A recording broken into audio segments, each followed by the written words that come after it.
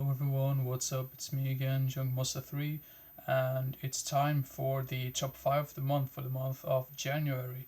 And I know that I should have made this video like 2 weeks ago or something like that right now. So yeah, it's a little bit delayed, but that's what it happens sometimes. And also, I would like to say that there's probably gonna be a maybe a more like top 10 lists as well. I'm gonna try to make those because I haven't made a top 10 list in quite a while.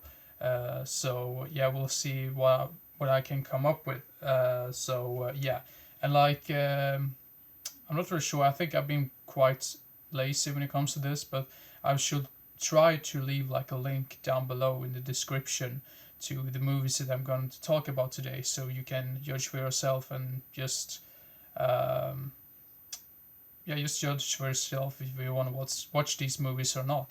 So, or if you would like to know more about them. So, yeah. So let's begin with the top 5 of the month for the month of January.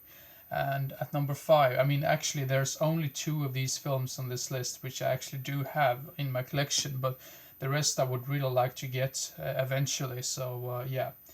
And this was a really damn strong month, really, because 3 of these films I actually gave 10 out of 10. So it's a really great start to 2021. So, yeah.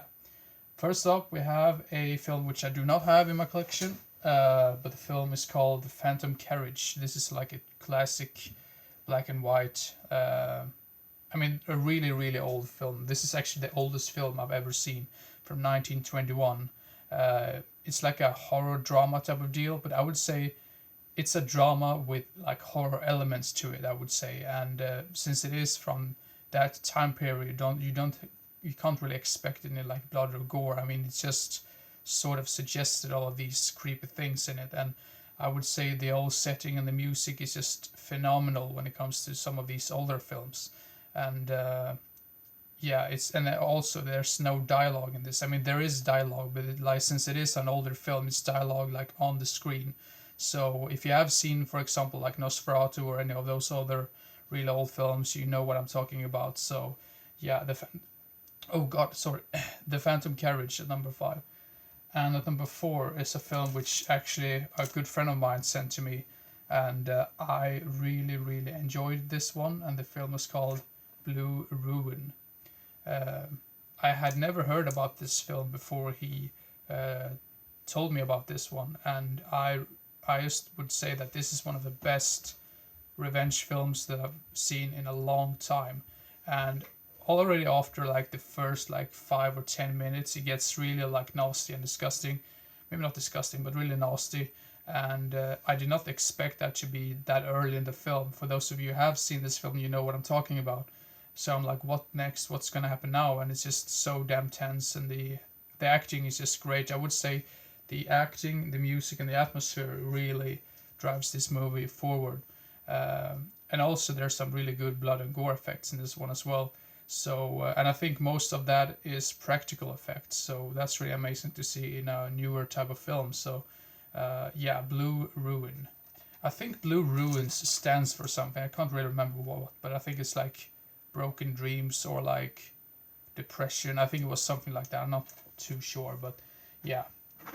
And then at number 3 is a film which this one I've had in my collection for such a long time, and I never seen it until now. And this is, I mean, don't hate me on this when it comes to this, but this is actually based off the original novel or whatever that Silence of the Lambs is also based on. The Silence of the Lambs that everyone knows about, that came out in the early 90s. And this is the film called Manhunter. This is like the original source material, not source material, but the original film or whatever you want to call it, which came out in 1986, I believe. And this is directed by Michael Mann and has William Peterson in it. And I would say William Peterson in this film, he is just so damn good. And I mean, all the actors in this is really great. You could really see that they really put some effort into making this film. And I would actually dare to say that this is better than Silence of the Lambs. I know I'm probably in the minority when it comes to this, but I just loved this film, and this is actually a film that I gave 10 out of 10 stars. So if you like Silence of the Lambs and if you haven't seen this one, go ahead and check it out. It's really great. 10 out of 10 for me. Manhunter at number 3. And the last 2 films are films that I do not have in my collection, but like I said in the beginning of the video, I'm gonna try to get these eventually on DVD. So yeah, first up, that sounds really stupid, but at number 2 we have a film called Firstborn from 1984.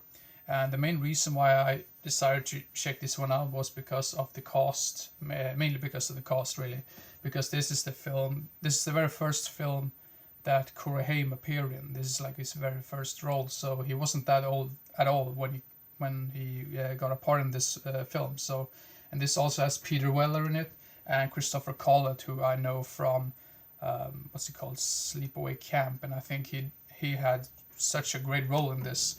And yeah, I would say this feels very realistic. This seems like this entire storyline really feels like this could have happened back in the 80s. And I mean, this pretty much the entire film is about this broken family that is just falling apart, and it's pretty much up to the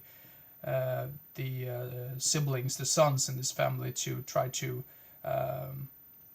solve the entire thing. And there's just so damn many dramatic moments in it that I really enjoyed, and yeah, it's really tense and really disturbing towards the end as well. So yeah, really amazing film, and yeah, another 10 out of 10 from me. Firstborn at number 2.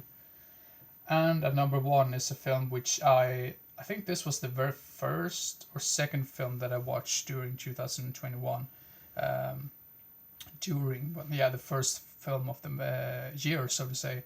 And this is a classic, and I had never seen it until now, and the film is called It's a Wonderful Life from 1946, sorry. And I would say that this is one of the best Christmas horror films of all time, because this has such a great storyline, and you have to follow this character. This character is played by James Stewart. I think he is such an amazing actor.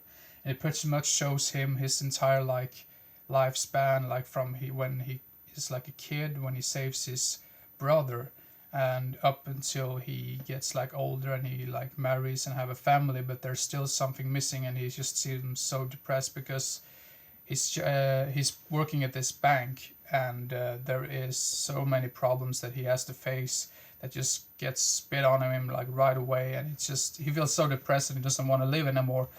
And yeah, I'm not going to spoil it if you haven't seen this one, but this movie, like, this does nearly never happen to me, but I just broke down after I watched this. This just took me, I mean, this was just like oh God.